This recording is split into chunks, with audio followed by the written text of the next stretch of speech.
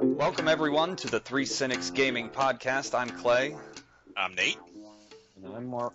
This is episode 2, in which we'll discuss Bethesda and Ubisoft's blacklisting of the popular gaming news site Kotaku, the potential end of the Dark Souls franchise, and much more. First, we'll begin with the idea, which is not uncommon in any industry that needs advertisement and promotion. The original article is from GearSiege.com by Abdul Hadi, and it describes how EA is trying to, quote, pay off famous people to say they like Star Wars Battlefront. Now, of course, that isn't uncommon. Spokesmen get paid every day to be spokesmen, but apparently this attempt ended in, what is this fella's name? Benjamin? Burnley. He's the lead singer of Breaking Benjamin. Yes, there we have it. That is.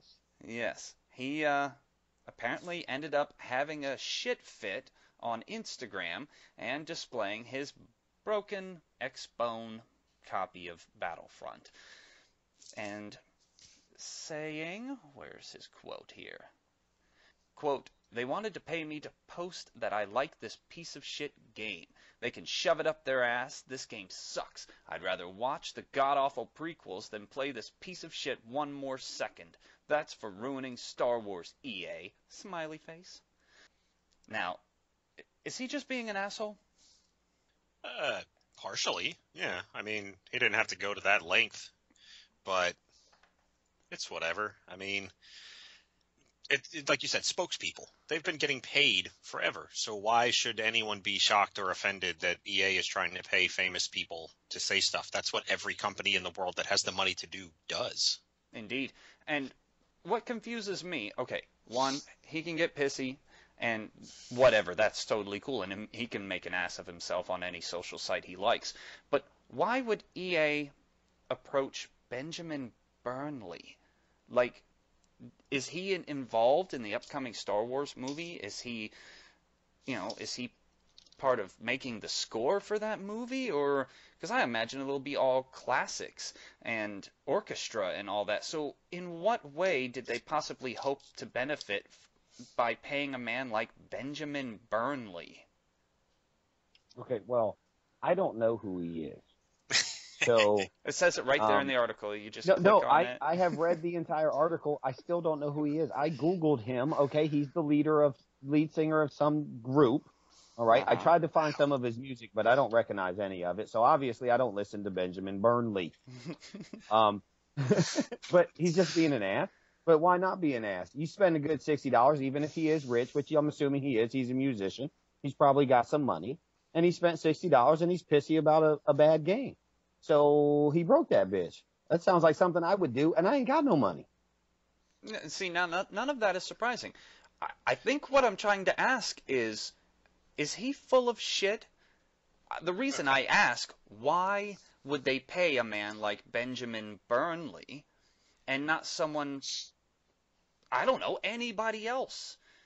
Is he full of shit when he claims that they tried to pay him? Okay, a little background on Benjamin Burnley and Breaking Benjamin in general. First off, Mark, their most famous song, or at least the first song they put out, is Polyamorous. And they also have the best song about the Wizard of Oz, so you should check that out. It's called Yellow Brick Road, I believe. They just dropped an album. It was number one in the country. I was just reading about it. Yeah, earlier this year that was really successful. So that's probably why. I mean, what does Michael Jordan have to do with Hanes? What does Marshawn Lynch have to do with Pepsi? Okay, so I'm just out of touch. He's a perfectly viable spokesman who got pissy at the idea of promoting a shit game. In today's society, yes, he is. He's just as viable as anybody else. Look at the random people. Look at the dude on Call of Duty Black Ops 3. What's his name? Michael Jordan. But not Michael Jordan. The actor Michael Jordan. Young black man. Yeah. Mm-hmm. But what's he got to do with Call of Duty? Other than the fact that, he's a young black man that plays video games? Well, he's a middle-aged white man that probably plays video games. So he's just as viable as a candidate, I would assume.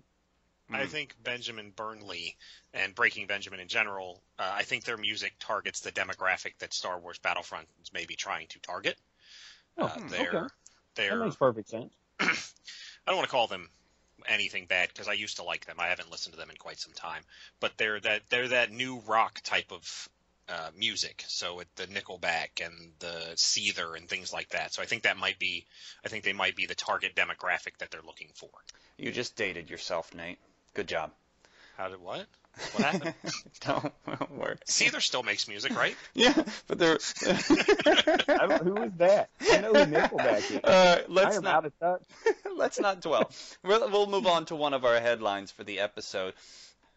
Kotaku has made a habit of shooting off whatever insider information they can get their hands on, no matter how it might damage a company's brand or ruin their marketing plans. But isn't that what journalists do? Aren't they supposed to be working to get the scoop? Aren't they supposed to dig farther than most others are willing to bring things to light for public scrutiny? The real questions are, is Kotaku really wrong for doing a more journalistic version of, quote, games journalism? Do they deserve the blacklisting they've received? And are Bethesda and Ubisoft wrong for giving them the cold shoulder? I'll defer to you, Mark. I mean, that is the job of a journalist, is it not? I mean, to get whatever you can get.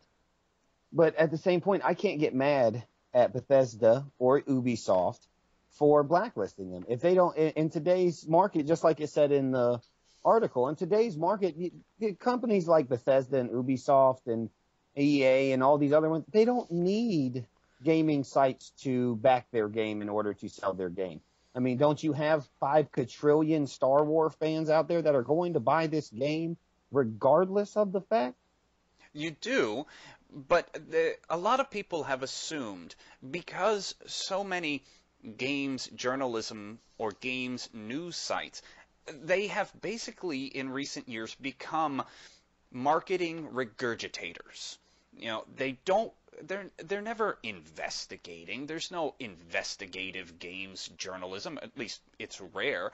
And it seems when it happens, people get shit on for it. Now, so if I was Kotaku, I would just keep Kotaku, I would continue to do exactly what I'm doing. If they've already blacklisted me, they blackballed me, they whatevered, and I can't get pre-release copies to play so I can put out my 2 cents and such, then you know what? I'm going to keep digging as deep as I can dig. I'm going to tell the people that Fallout 4 is going to be in Boston. I'm going to tell the people that they're using X engine for Fallout. Why not? I mean, if I already got blacklisted, they don't care. They don't want to work. And obviously the site doesn't care. So we're just going to continue. I would just continue doing it with no qualms. I would just continue. All right. Excellent. So you've covered the idea that Bethesda and Ubisoft, they're well within their right to do it. And yes, you're absolutely right. I believe Kotaku should just keep on trucking. Keep doing your thing, because apparently you're the only ones willing to dig deep enough to have game publishers, blacklist you. That means you're doing more effective journalism than the people around you. Now, on to the other question, Nate, do they deserve it? Well, you just totally skipped me on the first part, but that's cool. You can go back to it all you like. This has nothing to do with journalism. Very little. Journalism is just the catalyst. This is about a business relationship, and I deal with this a lot in my line of work. And Kotaku, I won't be mad at Kotaku for reporting what they report. That's well within their right as a news site, and I appreciate it to some degree. But I will also not get mad at Bethesda or Ubisoft. I get mad at Ubisoft for many other reasons, but not for this reason, because it's well within their right to blacklist people who are violating that relationship. What Kotaku wants is the proverbial have your cake and eat it too. They want to give you information that the companies don't want to get, and that's cool. Or they don't want to give, rather. Sorry. And that's cool. And as a reader, I appreciate that. However, there's a give and take. If I'm in a business relationship with you and you keep taking things from me that I don't want you to have, we don't have a working relationship. So Kotaku wants to take information, doesn't matter how they obtained it. Proper information, mind you, it's not bad journalism. They're actually reporting things to be true. But they want to take that information that wasn't given to them willingly and then bitch or cry or moan when the company that they continually do it from says, you know what, I don't want to deal with you anymore. And as a human being, I would feel the same way. If I get shit on by a company I'm working with, guess what? I'm not working with that company anymore. And I've done that in my line of work. I've canceled vendors that we used to use because, quite frankly, they took advantage of the services that I was providing, or, continued to screw me in little ways, thinking I wouldn't notice. So you know what? I'm not mad at either of them, but Kotaku could learn a lesson about what it is to do good business. Mm-hmm. Agreed. So do you get the information and go to Bethesda and say, hey, this is what we got. Can I publish it? I mean, what's the solution to them trying to be actual quote unquote investigative journalism and Bethesda's right to keep things under wrap? Because isn't all this coming from somebody inside Bethesda or Ubisoft? Yes. So how do you do that? To be able to work in good standing and still be able to do what you would call hard journalism. I think what you described is the very essence of how gaming news sites keep their relationships incredibly cordial, golden with the developers. They seek their approval. And to be honest, I'm proud of Kotaku for not doing that.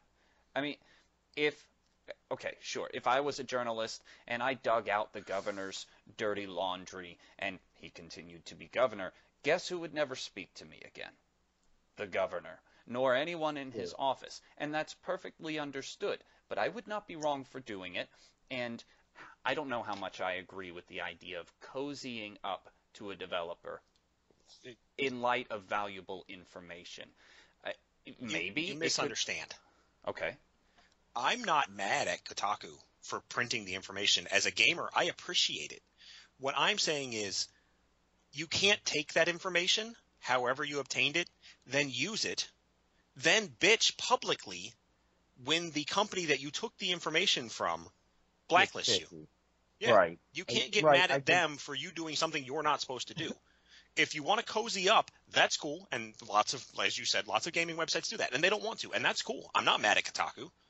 But you can't expect one side of the relationship to always play ball, especially when you're doing underhanded things at the same time.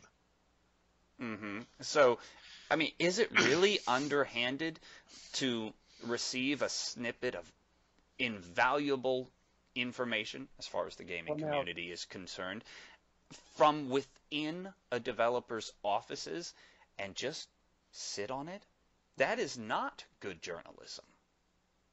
But you're right. I think you're absolutely right, Nate. They misstepped when they took this public. I'm glad to know it. That's another. I think that too. The original article is called "A Price of Games Journalism" by Stephen Totillo. I think this particular article is good journalism, but I think it is without tact. There's back and forth with any two sides of any relationship, be it business, journalism, whatever. Like in my particular line of work, I do kitchen work, and I've had to deal with purveyors. Now, there's a give and take, and if something comes back wrong, they make it right. I get in meat and it's already spoiled or something like that. They make it right. That's the give and take. And sometimes they throw me a bone and say, hey, look, Nate, some free samples came in. Here's a case of French fries we think you might like or whatever. And that's the give and take. And on my side, I don't treat my purveyors like shit and so on and so forth. And I don't take advantage of the services they offer, even though they're offered. Like any sales rep will tell you, they'll come to your restaurant whenever to give you whatever you needed. Well, I try not to take advantage of that. It's that give and take that Kotaku doesn't seem to understand. You can print all the insider information you want, and that's cool. Like I said, as a gamer, I appreciate that. However, you have to be willing to play ball if you want to be on these companies' good sides.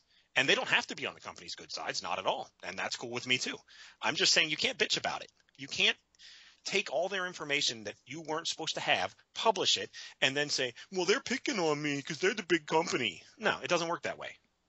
Well, That's true. And that website is supposedly one of the largest ones in the video game journalism market. So isn't it like Microsoft beating up on Apple or Apple beating up on Microsoft? It's two big dogs. it is. But in the second related article, a piece by Kyle Orland on Ars Technica, a very good read. I recommend it to all the listeners. Within it, he describes how, let's say, pundits will often act out of fear of things like blacklisting, and that is antithetical to good journalism.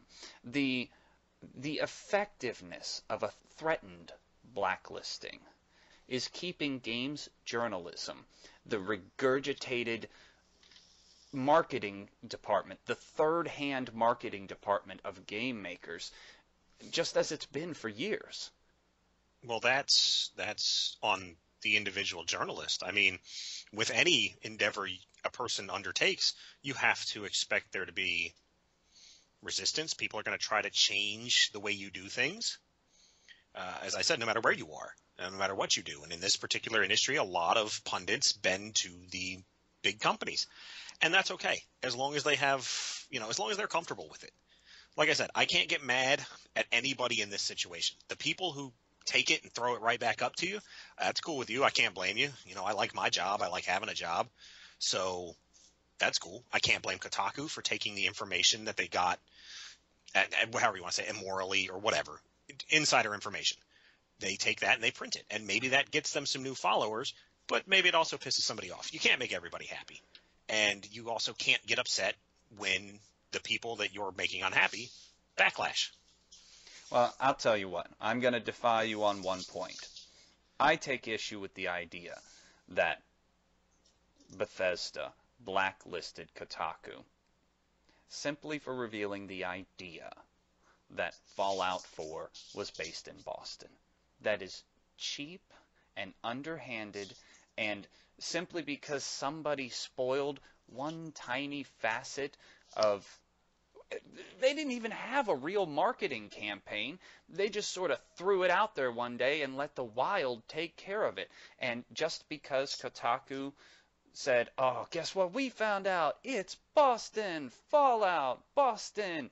And suddenly they've gotten the cold shoulder for 2 years for that one transgression. Well, I mean, to be fair, Bethesda tries to keep all of that under wraps forever. Right, so maybe that was like, does. well, yeah, well, a lot of the developers would just come out and say, we're working on X, Y, and Z. They waited 5 years to even confirm that Fallout was coming out, then it dropped 6 months later.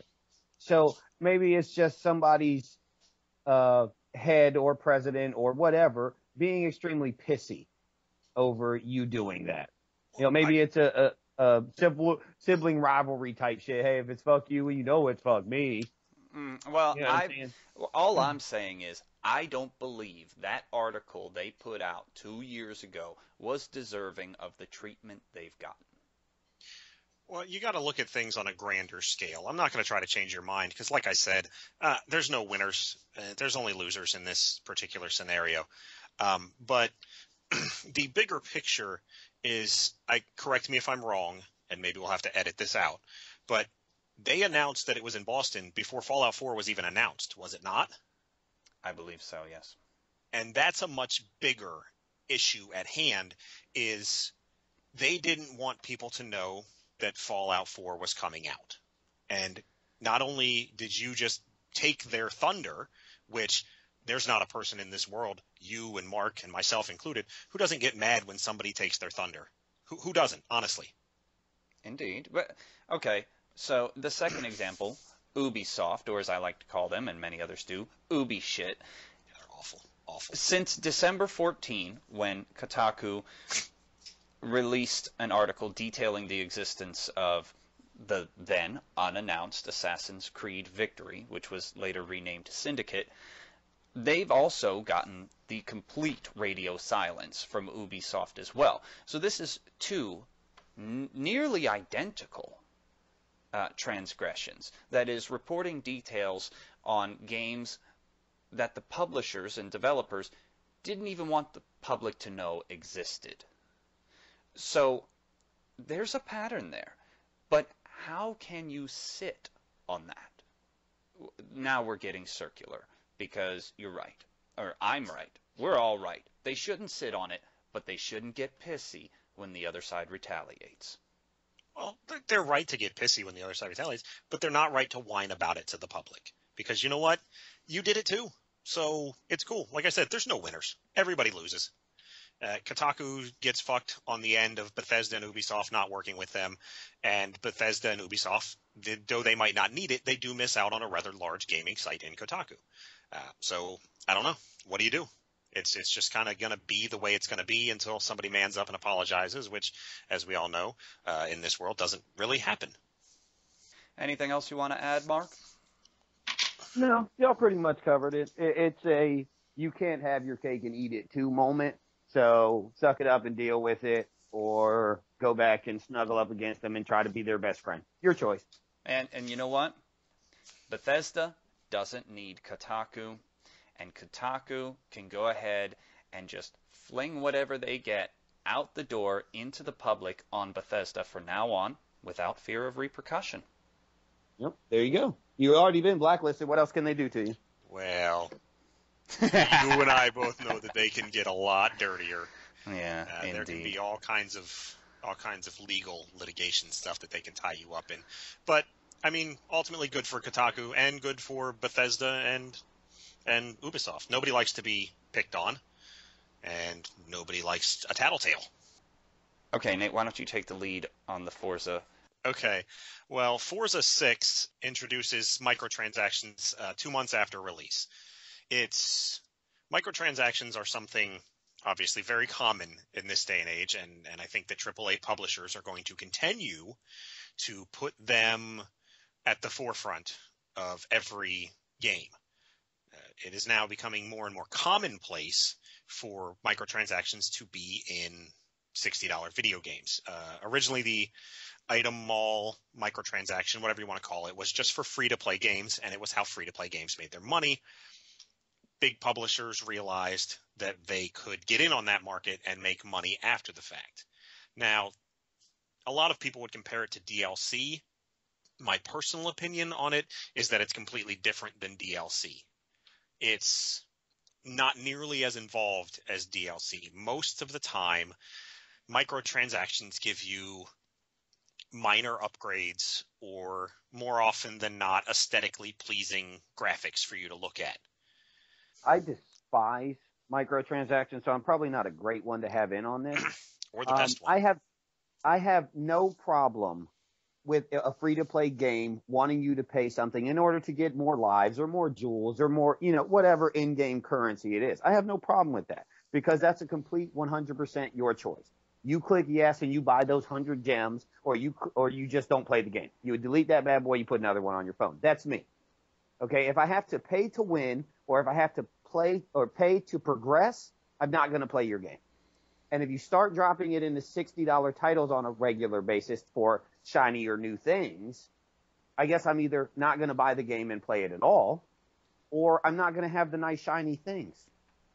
I'm with you on the DLC because I enjoy the DLCs. Now, I kind of feel, a little ripped off. I'm not going to lie. It feels like you made these prior to releasing the game and you were like, cut out this snippet and that snippet, and we'll throw that in there later for them to pay me $20. But I'm okay with that because that's established. The microtransactions have turned into, I like to consider it as horrible, but like the Black Death of the Dark Ages. It is just, they realized that Candy Crush all of a sudden was worth $1 billion. So now Ubisoft or EA or whoever is like, okay, $5 or $6 billion. So Ubisoft and these other companies were like, shit, we didn't even make $5 billion last year. Why don't we throw microtransactions to get shinier red paint, or you can get actual cherry red 65 Mustang Ford paint? You know what I'm saying? Whatever it is they're selling you in their microtransactions. But it just drives me absolutely batshit crazy that people want more money to open a chest, or people want more money so you can get that cool new sword. That's just never been my style, and I don't think it'll ever be. I'm going to seem a little wishy-washy, I guess, this particular episode, because I both despise and am apathetic towards microtransactions. I believe, and I'm going to say points that are kind of counter to this, but I believe that pundits, gamers, and everyone else in the gaming world need to fight microtransactions in paid games tooth and nail to the last man. They are a blight, as Mark Jr. said, upon gaming. Counter to that, though, really they don't affect me. I've not found a game yet where microtransactions are necessary to the gameplay. As long as they're little shit, I can't blame developers for trying to make more money. I want to, but I can't. I want to make as much money off of all of my endeavors as I can as well. There's proper ways to go about it, and I don't think that in this particular case they did go about it properly. However, I believe they need to fight tooth and nail, everybody does, because it's only a matter of time until microtransactions affect your gameplay. In this particular article, they mentioned that in other Forza 6 news, Fallout 4 themed cars are now available in the game. I don't know if those require microtransactions, but I assume they do. It's only a matter of time until the microtransactions lead to things that aren't just small aesthetic bonuses. It's only a matter of time until microtransactions completely change the way you play the game, such as in Dead Space 3, where I believe, increased or lowered the crafting time, I believe, and harvesting time of your materials. Yeah. That is physically changing the way I play the game. I cannot now, despite the fact that I paid my original $60 or whatever I paid for the game, I can now not play the game at the same level of enjoyment as everyone else, because that is affecting things in the game that are more than just look-based. And that's why we need to fight tooth and nail to stop it, because it's only a matter of time until it is you can't beat this game you already paid $60 for without spending $10 on 1,250 tokens, as this Forza article says, to buy the sword that kills the one bad guy. Now, I am with you on the idea of wavering on microtransactions. There was a recent kerfuffle with Payday 2. What was it they did? It was the safes and the safes. drills, and you could get these safes as drops for any successful heist, but the only way to open the safes that might have cool stuff inside was to purchase a drill for $2.49, and the internet lost its fucking mind, and their Steam moderators went on strike, and they had to issue a public apology, and the entire time, I'm just playing a video game. I mean, for the most part, microtransactions do not affect me, because I simply don't participate. If microtransactions ruin my game experience by, as Nate said, altering the way I enjoy it, or perhaps ruining my enjoyment of it for their inclusion, I'm just not going to buy your games anymore. It's really simple. I am not beholden to any developer or publisher or game maker. I don't care what you did in the past. All that matters is what you're giving me now. And if what you're giving me now is shit, you've officially lost my trust. But in Forza Motorsports, did they, like you said, did they purposely go away from the microtransactions in the beginning? Was there an inkling of microtransaction? Were they, was it hinting towards that? Or did they just completely pull the veil over their customers and say, here's your $60 complete game? And then 60 days later say, well, you can get this cool thing if you pay 49 cents or $1 or whatever. Well, did they pull the wool over their eyes? You know what I'm saying? I would say not, because according to this GameSpot article, both Forza 4 and Forza 5 had microtransactions. They date back as far as 2011, long before microtransactions were a real concern of gamers. Well, then they should not have any surprise whatsoever. I don't understand where the surprise is. It's a matter of microtransactions since Forza 4 have become a very hot button issue in the gaming community. And it's very possible that they avoided it to have negative reviews at the start. It's true. Now, most racing games follow a very generic formula, in my opinion. And they have to do something to set themselves apart. And maybe other competitors are doing it, and they thought that they could increase sales if they didn't. Maybe it was something along those lines. I'm with Mark Jr. I'm not really a racing game, not since, Jesus, I can't even remember what, Super 4x4 in the arcade, I think. Oh, well, mine was Super Mario Kart, but yeah, I feel you. Well, I own Mario Kart for the Wii U, but that's not really a racing game like talking about. True. Yeah. But I think it's possible. I haven't found anything to support it, so I won't claim it as a fact. But I think it's possible that is something they did, because it's really something that people are growing to despise. I've seen a lot of pundits. I've read a lot of people, a lot of journalists who portray it in a negative light. And like I said, rightfully so, because it's only a matter of time till it does stop us. How long until Forza 7 or 8 when you now have to use those microtransactions to buy better tires? So if you're playing online, people are beating you because their tires grip the road better. Mm-hmm. I can imagine that. Who made this game? It's a Microsoft game, right? I think so. Yeah. And, you know, Microsoft is savvy. They are not a group of dummies. Now, they've all had missteps. Every game maker, every hardware maker has had missteps in the past, but the people at Microsoft aren't stupid.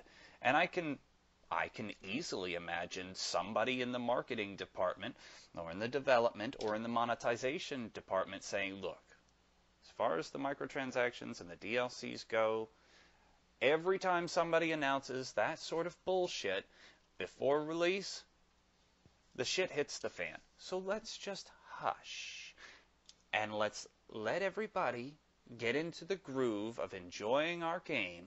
Let's get the review scores that the game itself deserves, and then we'll slap them with it. I see that as a perfectly plausible scenario. Yeah, well, but then, isn't that kind of lying? I mean, isn't that just straight up deceitful? I guess is silence lying? Is it lying by omission? Well, that depends on who you ask, right? In the court of law, probably not. But if you ask your mama, yeah. I think that it's underhanded if they did it on purpose. However, I think at this point, Forza Motorsport 6, it's clearly the 6th or more incarnation of the game. I think after the last two, people who are regulars of the game probably expected it at some point.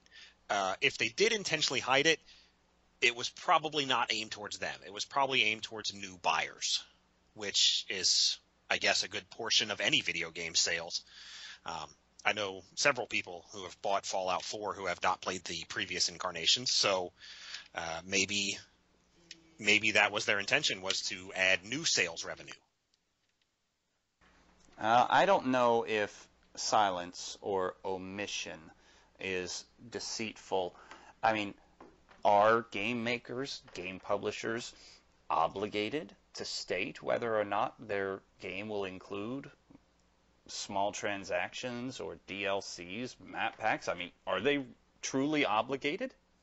Well, I mean, I wouldn't say obligated. No, but are they obligated in the realm of public opinion? Forza Motorsport 6 is developed by Turn 10 Studios and published by Microsoft Studios. So is it a possibility that Turn 10 said that they weren't or didn't say anything to Microsoft, and then when it came out, Microsoft said, hey, where are the microtransactions from the last two games?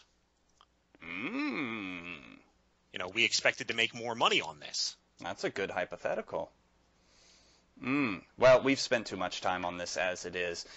Forza developers, get your shit straight. Microsoft, shut up. I hate microtransactions. Suck balls. Next up, in an interview with GameSpot's Tamor Hussein, the head of From Software, Hidetaka Miyazaki, revealed that he is, quote, ready to close the book on Dark Souls, end quote. Now, is it really the end, as he says, or will the publisher force them to continue? The way it reads in this article on GameSpot is that really what the man is looking for is closure to the narrative. And maybe he could achieve that and still satisfy the publisher with new iterations, but I can't see it working that way. Have either of you played the other Dark Souls? Yes, both of them. Okay. I played Demon Souls, and I tried to play a demo of Dark Souls, but it was way too hard. I'm way too casual, and it made me swear. Yes. Dark Souls is a franchise notorious for its difficulty. And it's got a cult following. I don't know, honestly, how big it is, but I enjoyed them. I played the first one and the second one. They were both enjoyable to me. However, in this particular story, I liken it to two different scenarios. The first, Clay, we talked about earlier is Dragon Age. Now, Dragon Age 1 is phenomenal. It's one of my favorite games of all time. It's very good. I've beaten it many times. Their studio, after the success of Dragon Age 1, was bought by EA. And EA said to them that Dragon Age 1 was so successful, you need another game now. And it forced a really rushed, honestly, mediocre, I won't say it's bad because I still did enjoy it, Dragon Age 2. Horrible compared to 1 or 3, to be Right. perfectly fair. But I played the second one before I played the first one. So I didn't have the masterpiece that was the first one to compare it to until after.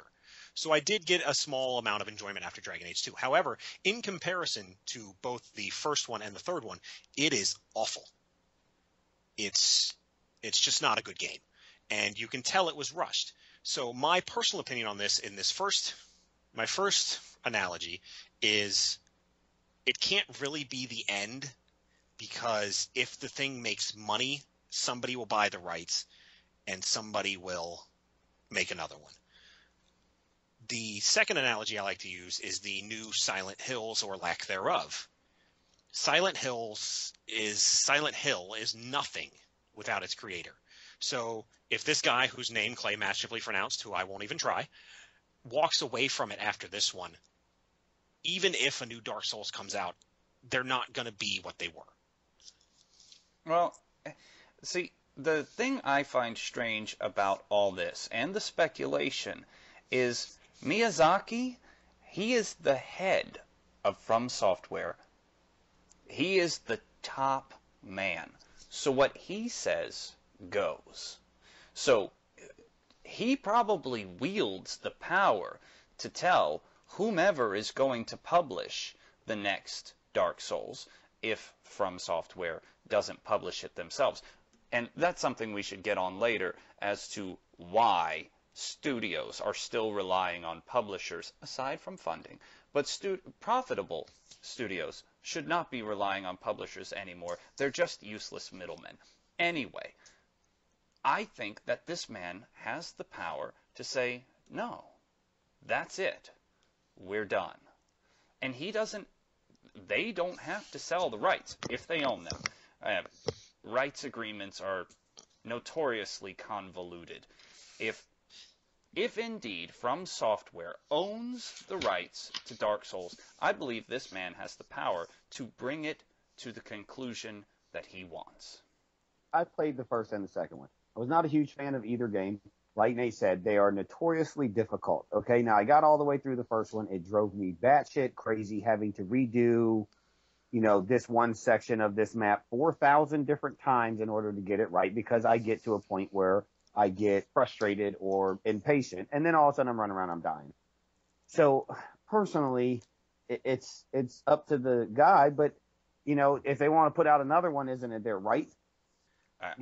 Yes, of course. So, and what if they're just looking to cash in on that, what we call cult following of a certain video game? Because you don't honestly believe, even if he wasn't in on the development, that the people who were hardcore 1 and 2s wouldn't be a 3? Because I think they probably would.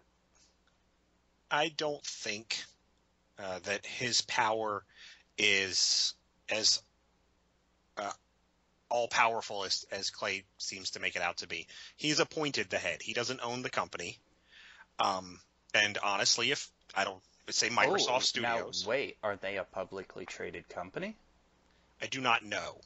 But That's good. if Microsoft Studios comes to that company and says, hey, From Software, we will give you some ridiculous $50 million to make another Dark Souls franchise and let us publish it. Do you honestly think that if he objects to it, the company's not going to say, well, oh well? No, you're absolutely right in your counterpoint. If they are publicly traded and he is simply the man appointed, when it comes down to business, money, and capitalism, he will be the first one out the door if he refuses to do as his overlords say. Yes, my previous point is moot. I'm just saying that if they decide that this is going to continue to make them money, one man, no matter how powerful he is within the company, unless he's the ownership, is going to be able to stop them from continuing. Now, I hope they don't. I enjoyed 1 and 2. They were ridiculously hard, but the storyline was pretty good. And I enjoyed the narrative and some of the gameplay. Most of the gameplay, probably. So I will look forward to 3. And I will hope that if he properly closes it like he wants to, that they don't make any more. But ultimately, that's all we can really do is hope. Well, wasn't it like Demon Souls turned into Dark Souls, turned into Bloodborne, back into Dark Souls? Aren't these all like spiritual successors of one another? I believe so. I did not play Demon Souls, so but so there's a chance that this Hidetaka Miyazaki is just talking about one branch of essentially like a 3, 4, or 5 branch series. So I don't think this is as significant as anyone might think. But just to cut in, From Software is a privately owned company. Owned by whom? I'm going to butcher the hell out of it. Kadokawa Corporation. Kadokawa. Okay. Yeah, I just Googled it. I'm just saying, it's a privately owned corporation it has a parent company, but it's owned privately. All right. At this time, we'd like to introduce a new segment. Granted, we're only 2 podcasts old, but I think it's time. We're going to introduce a new segment this week called Game Highlight or Game Spotlight, where each week one of us will pick a game that we particularly enjoy, and it may or may not be a AAA published game. And this week, in my case, I picked the game Dirty Bomb. It is not made by a AAA publisher, and it is one of my favorite games out at the moment. Dirty Bomb is a first-person shooter that has a minimal amount of customization. In the game, you get to pick a rotation of mercs. So you'll get to pick a specialist, an engineer. I've heard this, and I believe it was by Muselk, a fellow YouTuber. He calls it Call of Battlefield Counter Fortress 2 Enemy Territory Quake Wars.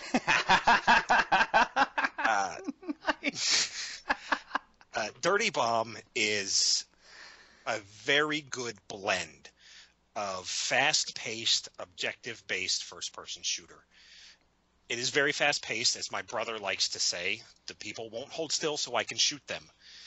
You have to constantly be on the run, but I think that it makes for a very exciting gameplay.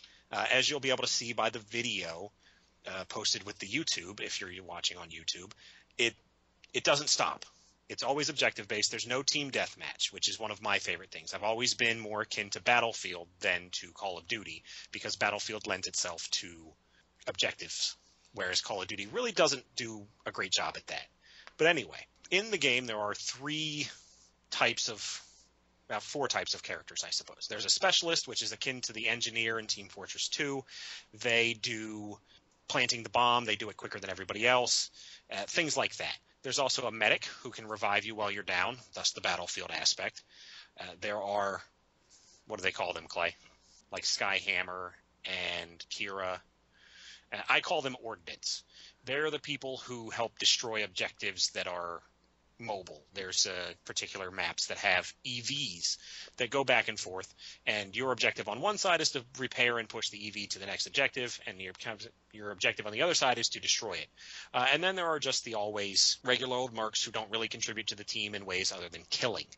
The fantastic part about the game is that it blends all of this wonderfully in a very vibrant environment and in a way that's not afraid to make fun of itself a little bit. The characters in the game are always making snide comments.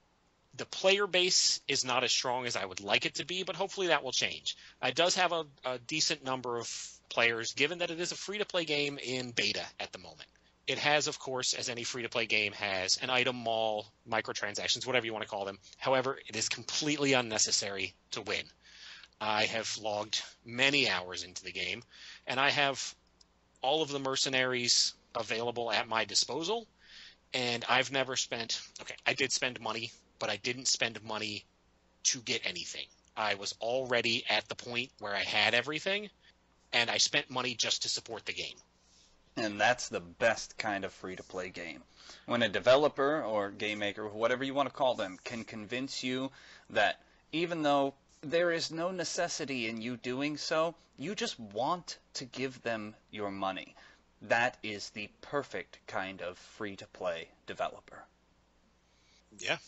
Dirty Bomb is so polished, given its state, and it's made by a company called Splash Damage.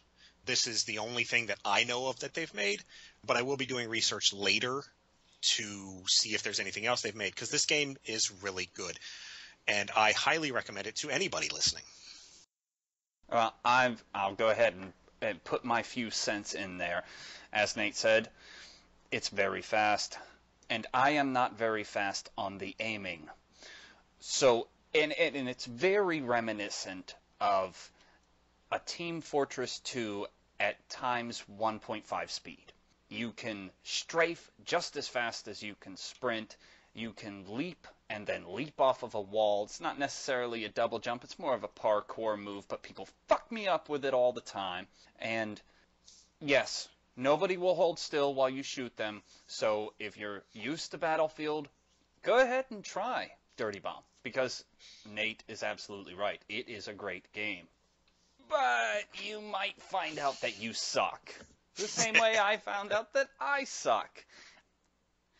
Nate and I can win any objective-based game if we only have a few others working with us. And especially in Battlefield, we had great successes. Mostly because people didn't run at an inhuman speed sideways. But I won't say that is any derision on the game. It's just really, really fast, and Clay's mouse hand doesn't move that way. But I agree with the Spotlight, very good Spotlight. Everybody in the audience should check it out. It's free to play. All it's going to cost you is some of your time, and if it proves a fun experience, then your time is well invested. Anything else to add, Mark? I'm sure you haven't played it. No, I watched the gameplay trailer. That was about it. When I get my PC, look at me, super nerdy, I will download it and check it out. But you know how I feel with the not controller thing. So if it's not controller compatible, I may get on there, die like 18 times, and then not play it no more. Yes. Oh, just use a mouse and keyboard. I can tell you, Mark Jr. is right, and Nate doesn't understand what it's like, at least not any longer, what it's like for a person trying to adapt to a mouse and keyboard.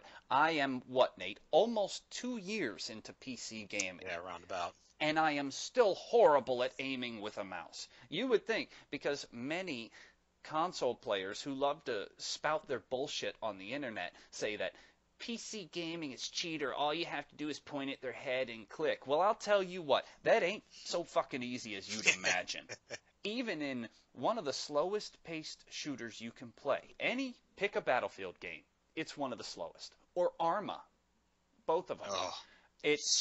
I'm just talking about their speed. It is not that easy to pick off headshots like a master, simply because you have a mouse in your hand compared to a controller or a gamepad, whatever you want to call it. So there is a learning curve for you console players out there who want to attempt these things. Understand, at first, it's guaranteed. You're gonna suck. Of course, unless you're a natural, because, everybody has talents that they didn't know they had. But yes, if you've not played PC, or you have and you've not played fast-paced shooters, expect a learning curve.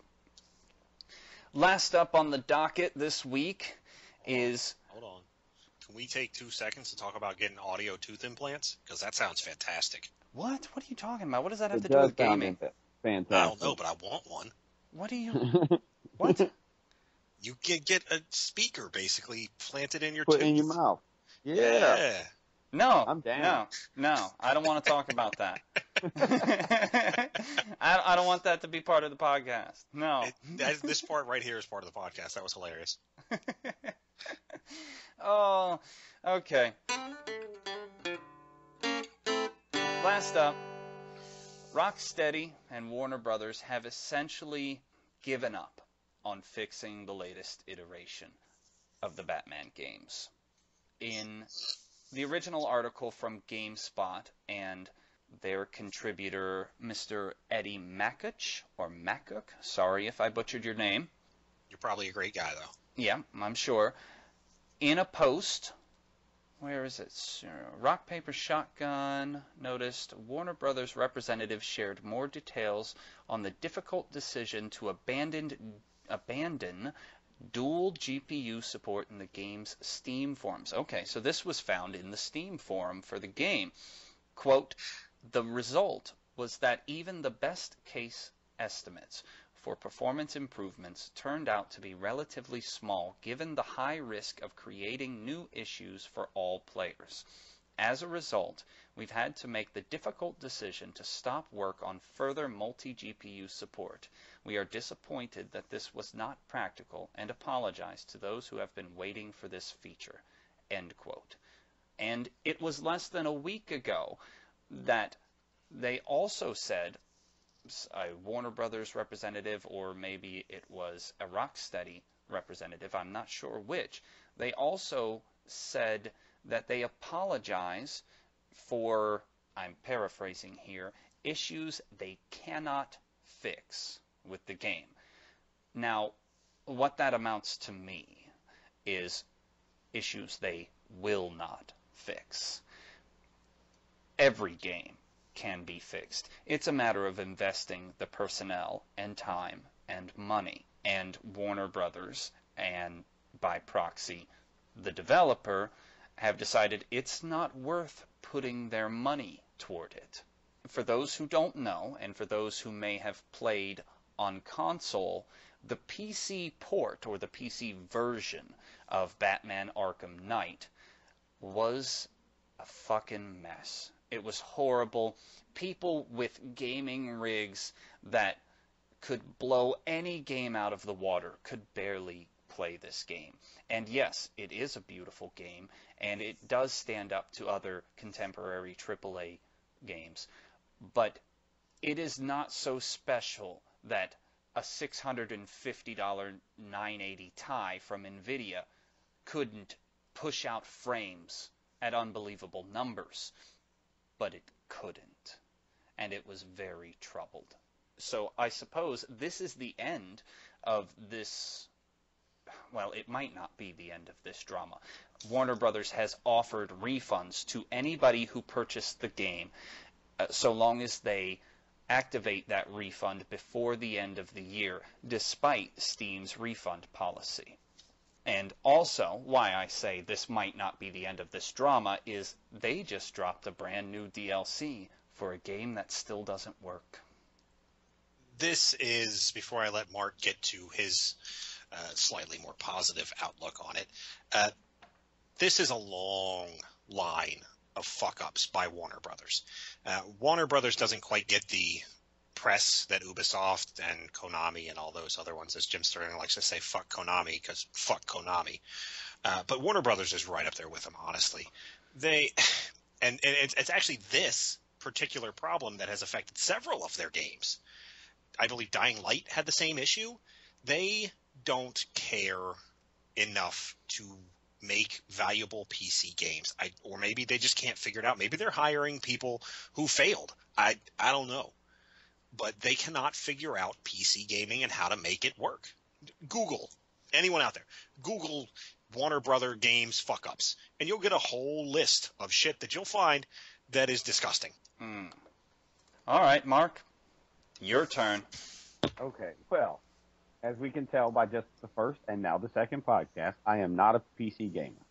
I am an Xbox One/console gamer. Now, I had the PS4, I sold it, blah, blah, blah, blah, blah. I got the game on the release date. It was a fantastic game. It was almost exactly like Batman because it was a Batman game. You run around, you kick people in the head, you do cool things. You know what I'm saying? It was Batman. So on the Xbox One, it was fantastic. I loved the game. I had no complaints. I won't buy the DLC, but I enjoyed the game greatly.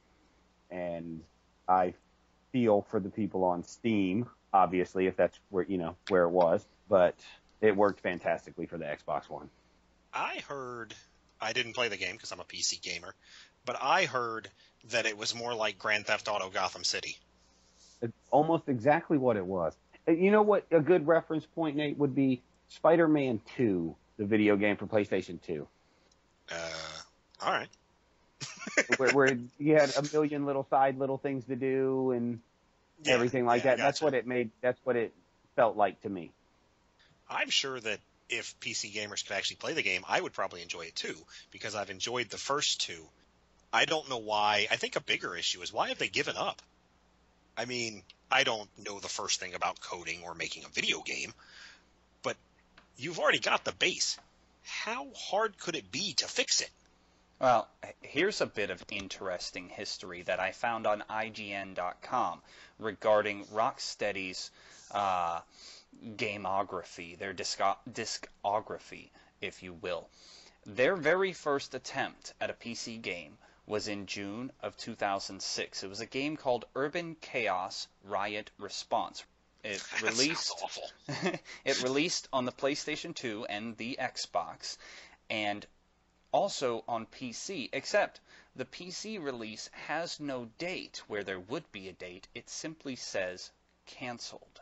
Their next attempt at a PC game was Batman Arkham Collection, under its date, unreleased. Their next attempt in, 2009 was Batman Arkham Asylum, and that had a very troubled release, on PC at least. It also released on Mac, PS3, and Xbox 360. And then, moving on to 2012, they made a DLC, Batman Arkham City, Harley Quinn's Revenge.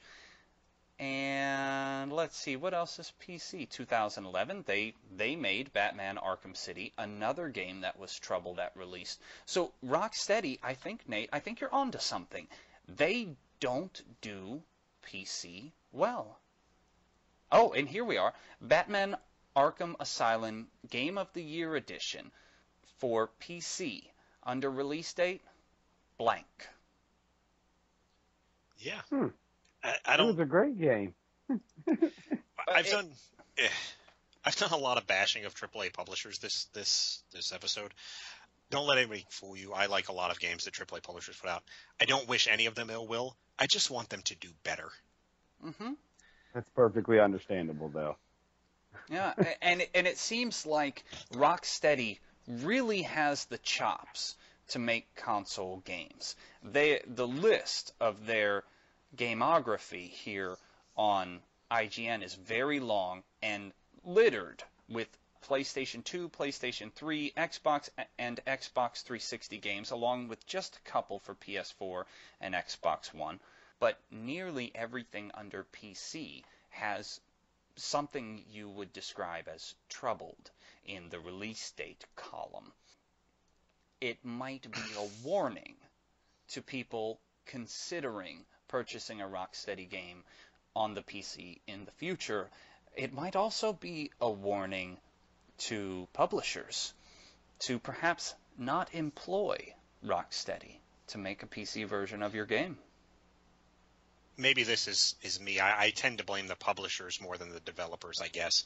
But isn't it on I guess it would fall on Rocksteady more so than Warner Brothers, but it's easier to blame Warner Brothers for me, I guess, because they're publishing a product they know is shit. Yes, that's one thing. I had more than one argument with Redditors about as to who was to blame for the state of Batman Arkham Knight on the PC. And I ended every one of those arguments with the statement, Warner Brothers is responsible for everything they try to sell to the public. The debate begins and ends there. Rocksteady does what they're contracted to do, but ultimately, it's all on Warner Brothers. It's their name on the product. They put it on the shelves. Sounds like pandemonium. The state of PC gaming. PC gamers are very discerning. They have so many more options. I think that is true. The way I see it, there are thousands of games on Steam, and only a few score on PlayStation 4 and Xbox One. So PC players, they have a glut of entertainment to choose from, often at 1/10 the price what a console player might pay. So essentially it boils down to PC gamers are spoiled. So when you release crap, they're not afraid to tell you it's crap. On the console, a lot of people are still looking for something to play. A lot of people are still looking for that game. I know you, Mark Jr., you were looking for it right up until Fallout 4. You had that Xbox for 2 years until you found the game. I played Dragon Age Inquisition, which I enjoyed greatly, and beat it multiple times, which that says a lot because I don't beat a lot of games multiple times. So I really did enjoy that one. So, but yes, I've been waiting for a game to play on Xbox One. It feels like an eternity. And no, I'm not playing Grand Theft Auto 5, folks. Why not Grand Theft Auto 5, Nick? Because it drives me crazy with your pay-to-win shit. You drive me crazy. It's fucking stupid. And I run up there with my stupid-ass pistol, and this guy runs up and rocket launchers me. That's real fucking Are you effective. talking about the PvP? Yes. Oh, dude, if you didn't get in on the ground floor, it was awful. Awful. I died, Mark, when I loaded up Grand Theft Auto 5. I beat the game first, obviously, because it's more about that than it is about the multiplayer, which I don't believe was released till after. But anyway. Wasn't released till after, but yeah. The first time I loaded up into the multiplayer, I didn't know that I could turn off getting my ass whipped by other players at the start. I died 4 times at spawn. Just like as soon as I got up, some dude pulled up in a car, got out, shot me in the face with a shotgun, walked away. Nice. I'm like, you don't even get nothing out of that.